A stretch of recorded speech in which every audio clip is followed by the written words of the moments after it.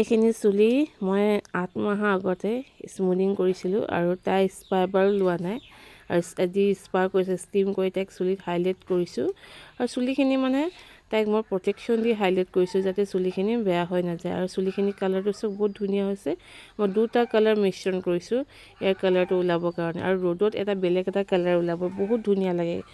এই চুলি কালাৰ কমিছে অকণমান ৰেডিছো হয় কিন্তু মানে ৰ'দৰ পোহৰত বেছি ধুনীয়া লাগিব কালাৰটো আৰু বহুত ধুনীয়া কালাৰ ওলাইছে আৰু কাৰণ কালাৰ দুটা কালাৰ মিক্স কৰিলেহে চুলি আচল কালাৰ ওলায় আৰু তাই এতিয়া চুলিখিনি স্পা দিয়াৰ পিছত চুলিখিনি ৰিজাল্টটো এনেকুৱা হৈছে আৰু মানে বহুতকে কৈছোঁ যদি আপুনি কি স্মুথিং ষ্ট্ৰেট কৰে প্ৰত্যেক মাহে স্পা কৰিব লাগিব তেতিয়া চুলিটো কোমল হৈ থাকে আৰু তাই